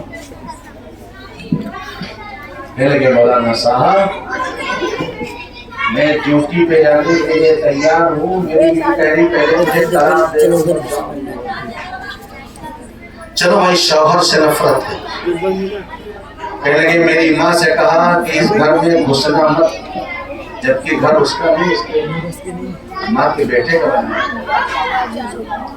اس سے بھی زیادہ اسی کے بچے. 15 دن چھوڑ کر کے چھوٹے چھوٹے اپنے ہاتھ سے جو ہے روٹی سے ہے کسی ماں کا جیون. کہنے لگے مولانا صاحب بچوں نے ابھی سردی 2-4 دن پہلے دلائی اوڑھی تو ماں آئی اور دلائی چھین کے لے کے بچے سے چلی. کہنے لگے اپنے باپ کی دلائی لاؤ, ہماری ہے یہ, ہم نے سل کے رکھا اپنے بچوں سے.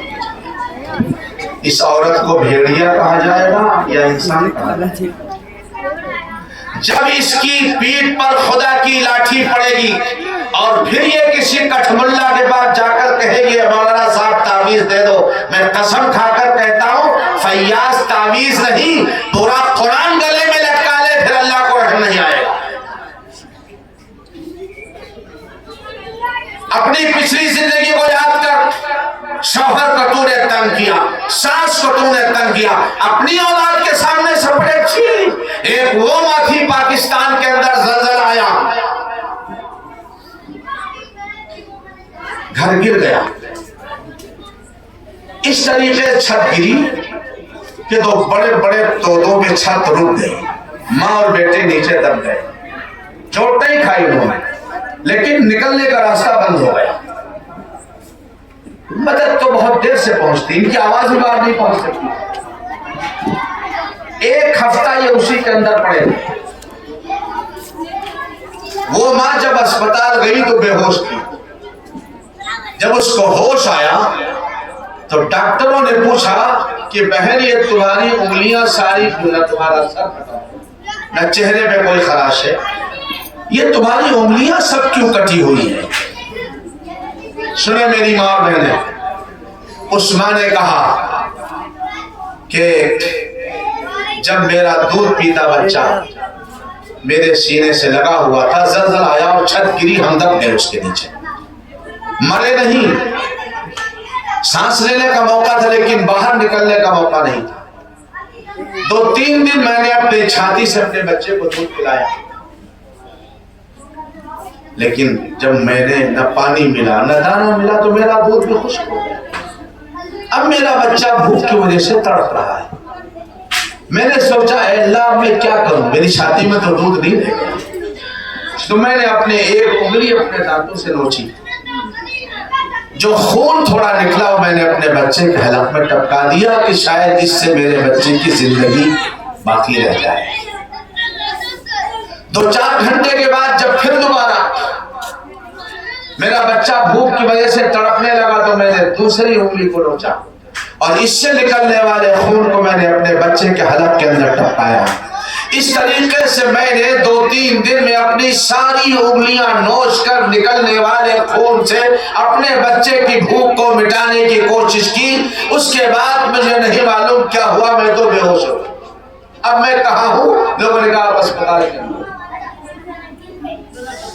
ایک بچے کی محبت, اور میں کہتا ہوں یہ دنیا کی آج بھی 99% ماؤں کی محبت ہے اپنی اولاد کے ساتھ. 99% ماؤں کی یہی مانتا ہے. وہ ایسی عورت جو اپنے بچے کے سر سے سردی میں دلائی کھینچ رہتی ہے, اپنے باپ سے کہو خرید کر کے لا کے دے, یہ میری بنائی ہوئی. بھانجے سے کہتی, بھتیجے سے کہتی تو چلنے والی, اپنی سگی اولاد سے. جب یہ ظلم اس دھرتی کے اوپر ہوگا تو اللہ کا قہر و غضب بڑھ گیا. پھر کمر پہ وہ ڈنڈے پڑیں گے, پھر خدا کو رحم نہیں آئے گا. مسجد کے چٹائیاں گھس جائیں گی مگر اللہ کو رحم نہیں آئے گا. آج سویرا ہے, آج اپنے آپ کو سنبھال لو. ہر ظالم اپنے ظلم سے باز آ جائے. میں کہتا ہوں ظالم کی زندگی کے زیادہ دن نہیں ہے, چاہے وہ جتنا بڑا ظالم ہو, ایک نہ ایک دن اس کا انت ہے. ہر ظلم کا انت ہے. لہذا ظالم کے ظلم سے گھبرائیے مت, صبر کیجئے. حضرت محمد عربی صلی اللہ علیہ وسلم کے کاشان اقدس کو, آپ کے گھر کو مکے کے نوجوانوں نے ننگی تلوار لے کر گھیرا. اللہ کے نبی سلامت گھر سے نکلے, پھر غار ثور کے اندر چھپے. وہاں تلاش کرتے کرتے لوگ پہنچے. جب میرا مالک مدد کرنے پر آتا ہے, اللہ کو فوج کی ضرورت نہیں ہے, مکڑی کے جالوں اور کبوتر کے انڈوں کو اللہ نے ابو بکر صدیق اور نبی کی حفاظت کا ذریعہ بنایا کہ نہیں بنایا؟ وہ اللہ آج بھی زندہ ہے, اپنی پوری طاقت و قدرت کے ساتھ زندہ ہے. کمی ہمارے اندر ہے. وہ شاعر نے کہا تھا, تو جو رہنو ہر قدم پر کھا رہا ہے ٹھوکریں, لنگ خود تجھ میں ہے ورنہ راستہ ہمارا. اپنے لگڑے پن کو ختم کرو, اللہ کی قدرت اور مدد تو آج بھی تمہارے ساتھ. میں ہر نوجوان, ہر بزرگ, ہر اپنی بہن بیٹی سے, وہ بہن جس کو اپنے بھائی سے محبت ہے, وہ بہن جس کو اپنے باپ سے محبت ہے, وہ بہن جس کو اپنے بیٹے سے محبت ہے, اپنی بہن کی شادی کے لیے وہ بیچارہ شوتر احمد آباد میں اور بمبئی میں دھکے کھا رہا ہے, وہ دوحہ قطر عمان کے اندر دھکے کھا رہا ہے, سعودی عرب کے اندر اجنبی زمین کے اندر اجنبی زبان کے جو ہے تمام مراحل طے کر کے وہ پریشانیاں اٹھا کر کے پیسے کما رہا. میری بہن کے ہاتھ میں مہندی لگ جائے گی, میری بہن کی شادی ہو جائے گی, میری اماں بیمار ہے علاج ہو جائے گا, میری بیوی بیمار ہے اس کے لیے کچھ انتظام ہو جائے گا. اگر آپ چاہتی ہو کہ آپ کا بیٹا جہاں کما رہا ہے وہاں اس کی کمائی میں اللہ برکت دے, سورت اور احمد آباد کی کمائی میں خدا برکت دے, بمبئی کی کمائی میں خدا برکت دے, آج آپ یہاں اپنے گھر میں اللہ کے نبی کے دین اور لائے ہوئے قرآن کو جتنا زندہ کرو گی, اللہ آٹومیٹک یا کمپیوٹر ہے, بٹن یہاں کلک کیا جائے گا, اثر اس کا سعودی عرب کے اندر نظر آئے گا.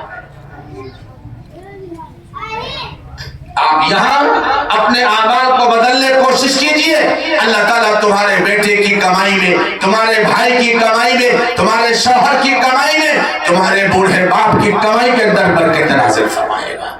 نبی نے فرمایا تھا جو قرآن کو سینے سے لگا کر کے چلے گا اللہ اس کو رفعت و بلندی عطا فرمائیں گے, اور جو قرآن کو پسے پشت ڈال دے گا اللہ تعالیٰ اس کو بھی پیچھے ڈال دیں گے. بس ایک واقعہ سنا کہ انشاءاللہ دعا کرا رہا ہوں.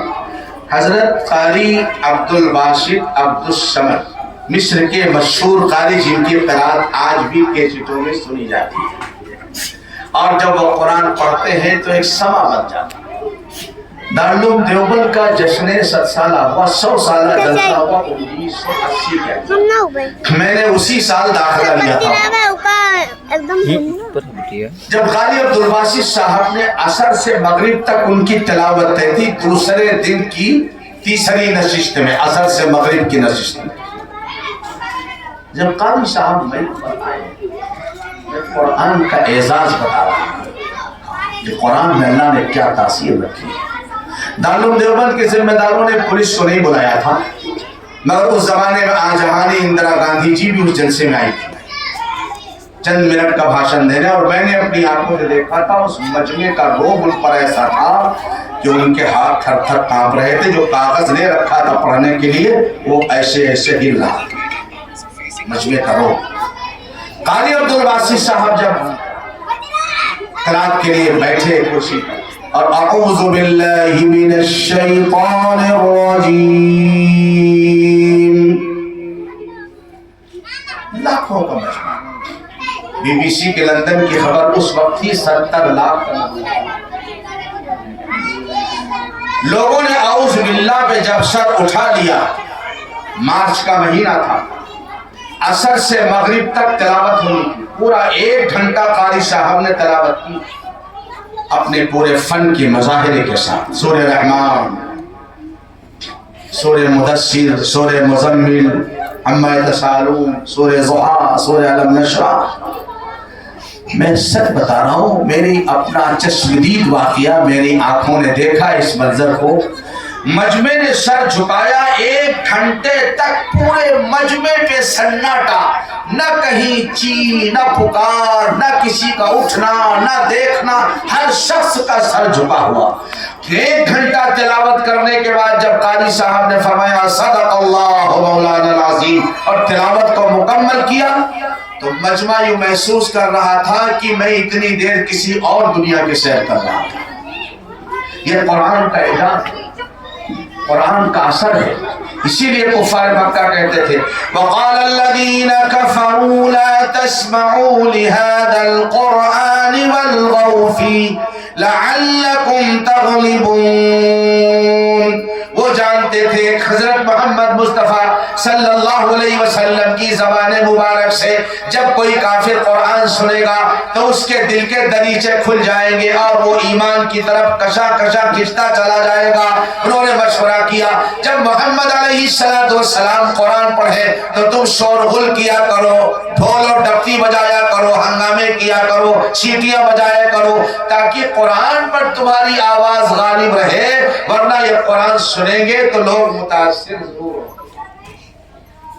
وقال الذين كفروا لا تسمعوا لهذا القرآن والغوا فيه، شور بچاؤ لعلكم تغلبون. اللہ فرماتا فَلَنُذِيقَنَّ الَّذِينَ كَفَرُوا عَذَابًا شَدِيدًا وَلَنَجْزِيَنَّهُمْ أَسْوَأَ الَّذِي بِمَا كَانُوا يَعْمَلُونَ. یہ قاری عبدالباسط صاحب افریقہ تشریف لے. آخری بات عرض کر رہا ہوں، افریقہ جب گئے، افریقہ کے حبشی جن حضرات نے حج اور عمرہ کیا انہوں نے دیکھا ہوگا ٹرک سمجھو ٹرک، ان کے پیچھے چلو عافیت، اگر ان کے آگے چلو گے تو خطرہ ہے. چوہیان ہم ان کے سامنے، جیسے 10 ٹائرہ کے سامنے جو ہے موٹر سائیکل چھوٹی. جب قاری صاحب افریقہ کے ایئرپورٹ پہ اترے تو اسلامی ملک افریقہ، ساؤتھ افریقہ، پورا لاکھوں کا مجمع قاری صاحب کو دیکھنے کے لیے تو رویہ قطار بنائے ایئرپورٹ سے شہر تک تقریباً 20 کلومیٹر. یہ لوگ کھلی جیپ لے کر آئے تھے. قاری صاحب کھلی جیپ میں بیٹھیں گے تو ان کا چہرہ ہرا نہیں. قاری صاحب کو کھلی جیپ کے اندر قرآن کا اعجاز، قرآن سے اللہ کیا عزت عطا فرماتا ہے، کیا رفعت عطا. حضرت قاری سید صدیق صاحب ہتھوڑا باندھا والے ہمیں اور ڈاکٹروں پہ اثر. حضرت رات کے 12 بجے اگر روڈ پہ اشارہ کر دیتے تو ٹرک والے بابا بابا بابا بابا بابا. حضرت چندہ کر کے آ رہے تھے مدرسے کا، وہ تو ڈاکوں کے علاقہ ہی یہ باندھا ہمارا. روک لیا، کہا مولوی چاہ رکھ، کہا میرا نہیں مدرسے ہے، کہا کچھ نہیں رکھ دیا. بیگ ان کے حوالے کر رہا. حضرت چلے آئے، صبح فجر کی نماز کے بعد کچھ بچے بلایا، فرمایا فلاں جنگل میں جاؤ، کچھ اندھے بیٹھے ہوں گے ان کو بلانا. جب حضرت کو روکا تھا تو اندھے نہیں، اللہ نے اندھا بنا دیا، اندھے ہو گئے بیٹھے ہیں. سامنے وہ بیگ رکھ جس میں کچھ چندے کا ایسا گئے. اب ان کو یقین آ گیا جب یہ اندھے ہو گئے اور آستہ نظر نہیں آیا تو یقین آ گیا کہ یار ہم نے نام سے واقف تھے، چہرے سے نہیں واقف تھے. یہ بڑے بزرگ قاری صدیق صاحب رہتے ہیں فلاں گاؤں کے اندر. اب یقین آیا کہ یار ہم نے انہی کو روکا، اور جب تک ان سے معافی نہیں مانگے گے تب تک ہماری آنکھیں واپس نہیں. لیکن اب جائیں کیسے؟ جنگل میں بیٹھے ہوئے یہ بچے گئے اور ان کو لے کر کے گئے. یہ گئے تو حضرت کے قدموں پہ گر پڑے، توبہ کی، استغفار کیا، معافی مانگی اور حضرت نے سر پہ ہاتھ پھیرا. اللہ نے اندھے پن کو ختم کر دیا، دوبارہ ان کی آنکھیں واپس آئی. جس دن حضرت کا انتقال ہوا سمجھے نہیں؟ میں آپ کو صحیح روایت بتا رہا ہوں، تقریباً جو ہے لکھنؤ کانپور یوپی پورا امٹ پڑا، تقریباً 2.5 لاکھ کا مجمع تھا۔ باندہ سے ہتھورا تقریباً 15-20 کلومیٹر ہے، کار آپ کو باندہ میں روکنی پڑتی، پیدل آنا پڑتا ٹرافک۔ میں دوسرے دن گیا، پورا باندہ بند، ہندو مسلمان سب کی دکانیں بند۔ کیوں؟ بابا جی کا انتقال۔ مسلمانوں کی عقیدت تو سمجھ میں آتی، ہندو بھائیوں کی دلوں میں عقیدت کہاں سے آئی؟ آپ کو بتاؤں کہاں سے آئی؟ حضرت ناگپور تشریف لے گئے۔ میں اس لیے کہہ رہا ہوں ان جذبات کو اور ان معاملات کو آج ہمیں اپنانے کی ضرورت ہے۔ اس ملک میں ہندو اور مسلمان کی بھائی چارہ پیدا کرنے کے لیے ہمیں اور آپ کو قاری صدیق صاحب کے ان اصولوں پر، اور قاری صدیق کا کوئی اصول نہیں تھا، وہ تو میرے نبی حضرت محمد رسول اللہ کا اصول تھا علیہ السلام۔ قاری صاحب ناگپور گئے، ہزاروں کا مجمع، اثر کے بعد بڑے بڑے متمول اور بڑے بڑے شیخ لوگ حضرت سے ملاقات کے لیے یہ بیان کر پائے۔ حضرت کو پتا چلا کہ حضرت کے علاقے باندہ کا مشہور RSS کا لیڈر، اس کی بیٹی ناگپور میں بھی آئی ہے۔ حضرت نے کہا بھائی یہاں میری بیٹی رہتی، مجھے اس سے ملاقات کرنا ہے۔ میری بیٹی یہاں رہتی ہے، میرے علاقے کے آدمی کی بیٹی تو میری بیٹی، حالانکہ وہ کٹر RSS کا لیڈر ہے۔ حضرت نے فرمایا مجھے اس سے ملاقات کرنا۔ اور جب حضرت چلے تو حضرت کے ساتھ 50 لوگ گاڑیوں سے، اس عورت کو پتا چل گیا، اس نے اپنا کچھ ناشتے پانی کا انتظام کیا۔ وہ بھی جانتی تھی مجھے عزت ملی، اتنے مسلمان میرے دروازے پر آئے، اتنی بڑی عزت ملی، میں پورے ناگپور کے بڑے بڑے شیخ آئے حضرت کی وجہ سے۔ حضرت تشریف لے گئے اور حضرت نے اس زمانے میں 200 روپے اس کو ہدیہ دیا، اس لڑکی کو 200 روپیہ ہدیہ دیا۔ حضرت ناگپور کا پروگرام کر کے واپس آئے۔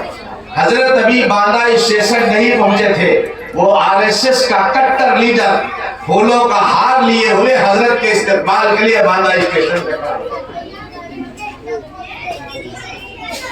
لوگوں نے قاری صدیق صاحب کو ایسے نہیں بھگوان ماننا شروع کر دیا تھا، انہوں نے اپنے جذبات کو دبایا اور ہندو مسلم کی کوئی تفریق نہیں کی۔ یہ انسان ہے اور انسان ہونے کے ناطے ہمارے ہر سلوک کے یہ بھی مستحق ہیں۔ آپ نے یہ سلوک جب ان کے ساتھ کیا تو ایسے لوگ جو نام سننا گوارا نہیں کرتے تھے وہ پھولوں کا ہار لیے ہوئے استقبال کے لیے تیار کھڑے ہوئے۔ میرے نوجوان دوستوں اور بزرگوں، اپنی توانائی کو اور اپنی طاقت کو آپ بیکار چیزوں پہ مت خرچ کیجیے۔ مجھے یاد ہے میں غالباً فرصت گنج سے محرم کا پروگرام کر کے آ رہا تھا اور رستہ ہوں میں رات کے 12 بجے میں چھوڑا اسری پہ، سمجھے نہیں؟ اور جناب علی و بوہن گا جو بیبیا بور اور فلاں کے لوگ جو ہے ماشاءاللہ موٹر سائیکل ہے۔ مجھے پہلے پتا چل گیا تھا، ایک لڑکا میرے ساتھ تھا، اس نے کہا، میں نے کہا تم کو تمہارے گھر چکے؟ نہیں حضرت، میری موٹر سائیکل وہاں کھڑی ہے، اسری پہ کھڑی ہے، میرے ساتھی میچ دیکھنے ہیں، ان کے ساتھ میں چلا جاؤں۔ تو مجھے معلوم ہوا کہ میچ ہو رہا۔ ٹھیک ہے، میں آپ کو میچ سے منع نہیں کرتا، لیکن ایک بات بتاؤں، میچ سے کھیلنے والوں کو تو فائدہ ہو سکتا ہے کہ ان کو 1000 2000 لاکھ ڈالر انعام مل جائے گا، دیکھنے والوں کو۔ اور اگر انہوں نے بازی لگا دی ہے، یہ جیتے گا تو میں 10,000 دوں گا، یہ جیتے گا تو 10,000 مجھے دینا، یہ تو جوا ہو گیا، جوا ہو گیا، سمجھے نہیں؟ حرام ہوا، گناہ ہوا، پیسہ بھی آپ کا ضائع ہوا۔ کھیلنے والوں کو تو کچھ مل گیا ہوگا۔ حضرت مولانا اسامہ صاحب نے بات کہی تھی کہ کھیلنے والوں کو تو کچھ نفع سمجھ میں آتا، دیکھنے والوں کو سوائے ضیاء وقت کے اور کیا ملنا۔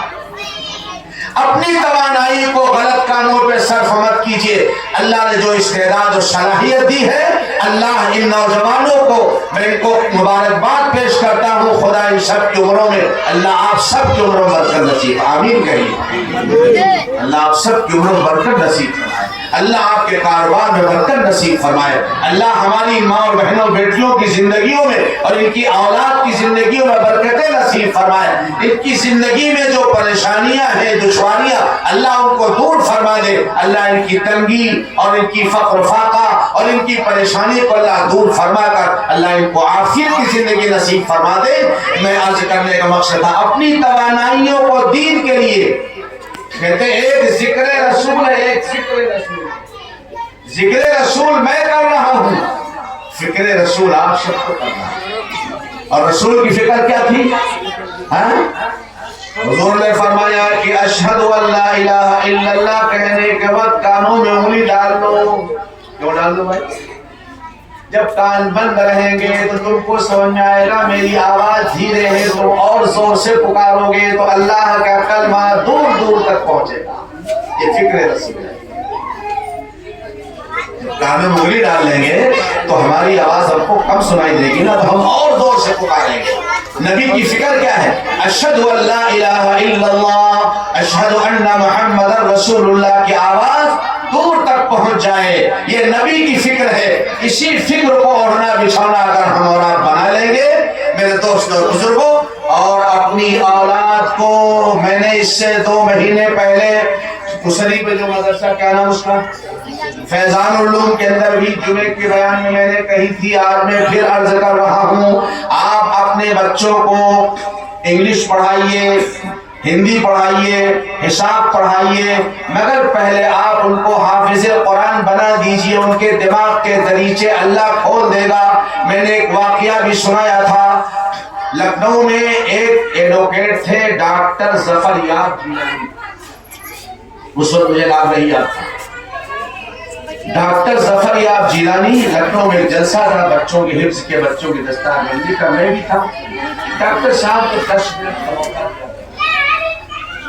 یہ حضرات اس مسجد میں نہیں تھی اس لیے میں دوبارہ سنا رہا ہوں. ڈاکٹر ظفر یاب جیلانی نے کھڑے ہو کر کہا میں اپنے ماں باپ کا بہت شکر گزار ہوں, انہوں نے مجھے بہت پڑھایا, مجھے لا کرایا, LLB کرایا, اور میں اٹارنی جنرل بنا, بہت بڑا ایڈوکیٹ بنا. اور وہ اس وقت بابری مسجد الیکشن کمیٹی کے رکن بھی تھے. لیکن مجھے اپنے ماں باپ سے ایک شکایت ہے, اور وہ یہ ہے کہ میرے ماں باپ نے مجھے حافظ قرآن کیوں نہیں بنایا. یہ بات کسی مولوی ایک ایڈوکیٹ کی, وہ بھی ایرو غیرو نتھو خیرو کی نہیں, ہندوستان کا مشہور ایڈوکیٹ